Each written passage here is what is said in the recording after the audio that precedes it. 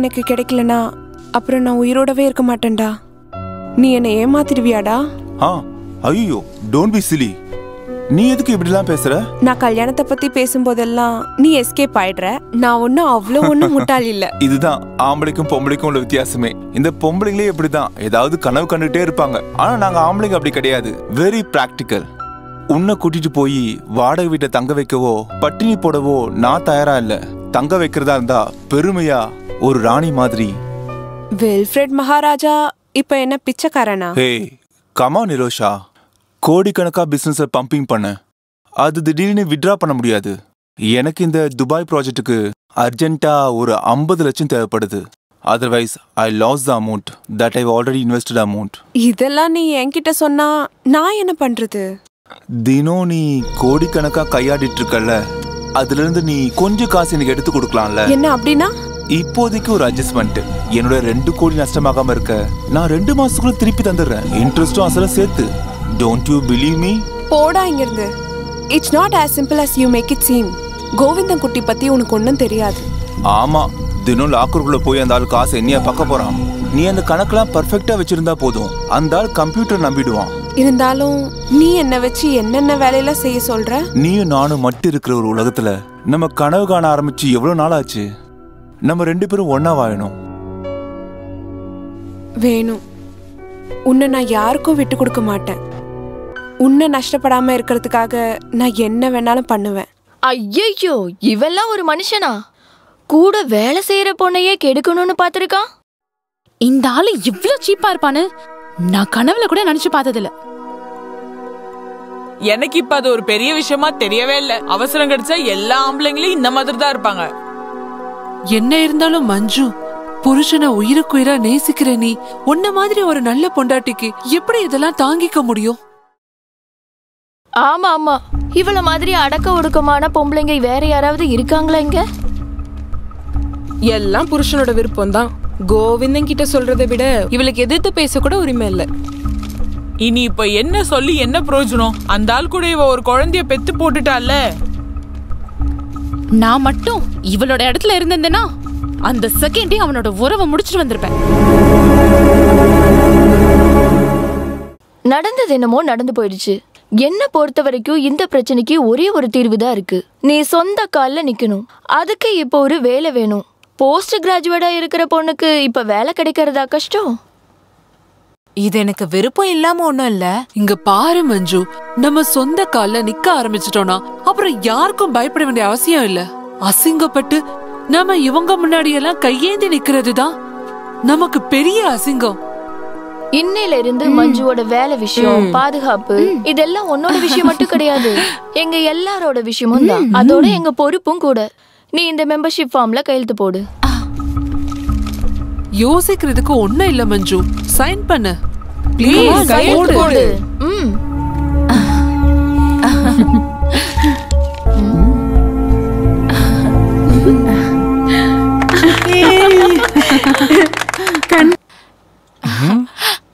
இது மாமா உங்களுக்கு என்னோட முதல் சம்பளத்தோட ஷேர். இந்த எனக்கும் வேண்டாம்டியா? இது அப்புக்கு.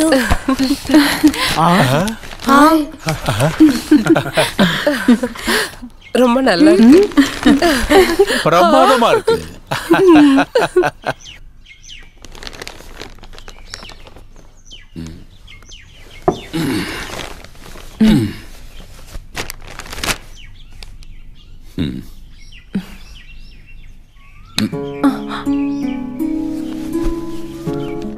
மஞ்சு, நீ என்ன தோக்கடிச்சிட்டேடி.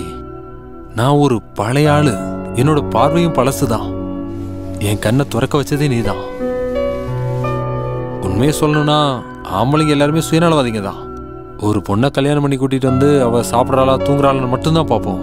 ஆனா அதுக்கு மேல அவ மனசுல என்ன இருக்குன்னு பாக்குறதுக்கு நாங்க யாரும் முயற்சி பண்றதே இல்லை. பிறந்ததுலேருந்து ஓடி விளையாண்டு வளர்ந்த இடம், தரையிலே கால்படாம தூக்கி செல்லமா வளர்த்த அப்பா அம்மா எல்லாத்தையும் விட்டுட்டு ஒரு நாள் திடீர்னு புது இடத்துக்கு கூட்டிட்டு வரும்போது பொண்ணை பிரிஞ்ச அந்த அப்பா அம்மா மனசுல எவ்வளவு கஷ்டப்பட்டிருப்பாங்க. வயசான காலத்துல எந்த துணையும் இல்லாம இருக்கிற அவங்கள நினைச்சு நீ எவ்வளவு கஷ்டப்பட்டிருப்ப. அதுக்கும் மேல என்னோட அப்பா அம்மாவை நீ பாத்துக்கணும் ஒரு சுமையை வேற நான் மேல வச்சிருக்கேன். அதெல்லாம் ஊர்ல எல்லாரும் பண்றது தானே. அதெல்லாம் ஒரு தப்பான செயல் தானே. நாம என்ன கொஞ்சம் மாத்தி சிந்திப்போம். என்ன சொல்ற? நாம இன்னைக்கு உன்னோட வீட்டுக்கு போக போறோம். மாசத்துல 15 நாள் உன்னோட வீட்டுல உன் அப்பா அம்மாவையும் கவனிச்சுக்கிறதுக்கும் அவங்கள அன்பு செலுத்தி சந்தோஷப்பட வைக்கிறதுக்கும் உனக்கு ஒரு வாய்ப்பு. அங்க இருந்து அப்படியே ஆபீஸ் போறதுக்கும் உனக்கு கொஞ்சம் ஈஸியா இருக்கும்ல. ஆனா உங்களுக்கு கொஞ்சம் தூரம் தானே. ஏய், அத பத்திலாம் நீ ஒன்னும் கவலைப்படாத, அதெல்லாம் நான் பாத்துக்கிறேன். அப்புறம் கொஞ்சம் லீவும் போட்டுக்கலாம். அப்ப அப்புவ அவன் இங்க சேஃபா இருப்பான். வீக்கெண்ட்ல நான் அவனை அங்க கூட்டிட்டு வரேன். அப்புறம் வண்டி இருக்கிறனால நீ வரலாமே. சரி, டைம் வேஸ்ட் பண்ண வேணாம், சீக்கிரம் கிளம்புவோம். கிளம்பு. சரி.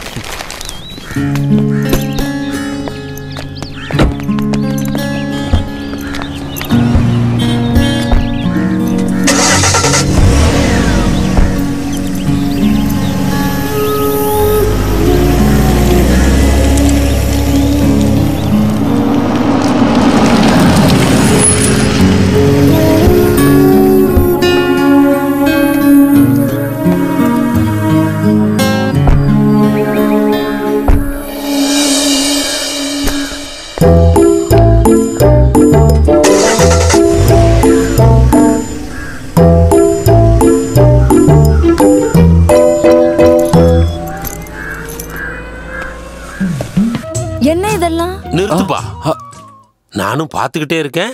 என்னத்த பாத்துட்டீங்க? அடுத்து வேற ஏதாவது வேலை இருந்தா சொல்லுங்க. நான் ஒன்னும் வெளியெல்லாம் ஒண்ணும் கிடையாதுல்ல. ஊரறிய உங்க பொண்ணு கழுத்துல தாலி கட்டின உங்க மருமகன் தான். அட நிறுத்துப்பா, எதுக்குப்பா இந்த நாடகம்லாம்? அதுவும் அப்பாவிகளான எங்க கிட்ட. கீதா விஷயமே அப்படி ஆயிடுச்சு. நீ தான் எங்களோட ஒரே ஒரு நம்பிக்கையே. அதே மாதிரி நீ எங்களை கைவிட்டினா இங்க பாரு. அது சரி, உனக்கு என்னதான்ப்பா ஆச்சு? எனக்கு ஒன்றும் இல்லை அத்தை. அத்தை, உங்கள் பொண்ணுக்கு தான் கொஞ்ச நாளாகவே என்னை பிடிக்கவே இல்லை. என்னை மட்டும் இல்லை, என் குடும்பத்தையும். அந்த காலனிக்கு நாங்கள் குடி போனதுலேருந்து அவள் மொத்தமாகவே மாறிட்டா. நீங்களே பார்த்தீங்களே, அவள் போடுற ட்ரெஸ்ஸு, அவள் செய்கிற வேலையெல்லாம். புருஷன் என் மேலே அவள் வச்சிருந்த அக்கறை எல்லாமே மாறி போயிடுச்சு. அவள் இப்போ நம்மளோட பழைய மஞ்சு கிடையாது. அங்கே இருக்கிற சில ஃபெமினிஸ்ட் பொம்பளைங்களோட பேச்சை கேட்டு அவள் இப்போ என்ன அவளோட புருஷன் சொல்லிக்க கூட தயங்குறாமம்மா.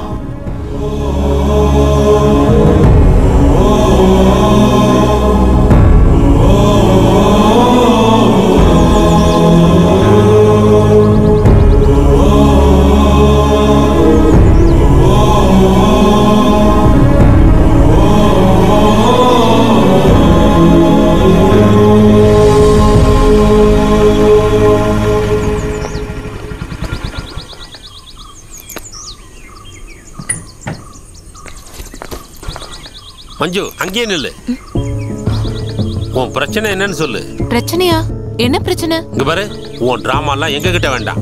அந்த காலனியில தங்க போனதுக்கு அப்புறம் நீ ஆளு சுத்தமா மாறிட்ட. அந்த மோசமான பொம்பளைகளோட சவகாசம் வச்சதுக்கு அப்புறம் உனக்கு குடும்பமும் வேண்டாம், புருஷனும் வேண்டாம். அப்படித்தானே? அப்பா நான் வேண்டாம். கோவிந்தகுட்டி எல்லாத்தையும் சொல்லிட்டான். ஓஹோ, இதுதான் உங்க பிரச்சனை. சொந்த பொண்ணு மேல நம்பிக்கை இல்ல, ஆனா எங்க இருந்தோ வந்த பக்கத்து வீட்டு பொம்பளைங்க ரகசியமா பாக்குறாங்க உன் தாலி எப்ப இறங்கும்னு. பொம்பளை பிள்ளைங்களுக்கு அதிகமா செல்லம் கொடுக்க கூடாது.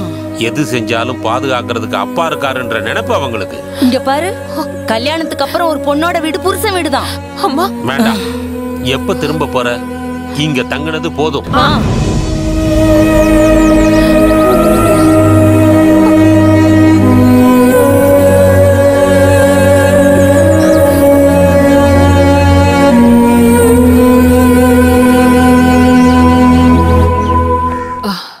எங்க போற?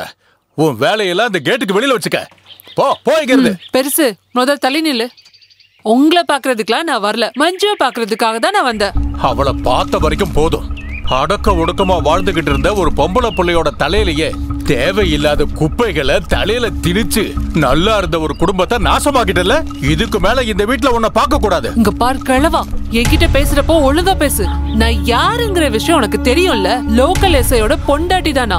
நீ அந்த ஆளோட பொண்டாட்டியா இல்ல அந்த ஆளு உனக்கு பொண்டாட்டியா? யோ, இதுக்கு மேல ஏதாவது பேசுற செருப்பாலே அடிப்பேன். எதுக்குடி நீ செருப்ப மட்டும் கழற்ற?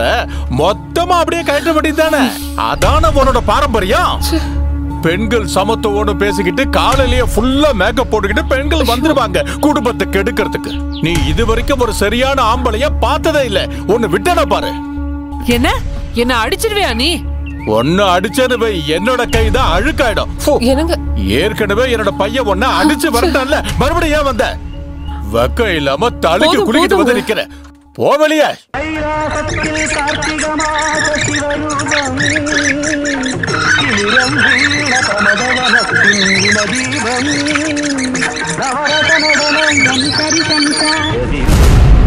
உன்னோட இந்த பூச்சாண்டி எல்லாம் உன் புருஷன் கிட்ட போய் வச்சுக்க.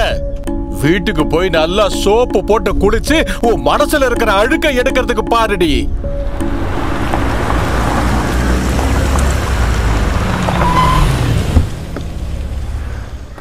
அக்கா அக்கா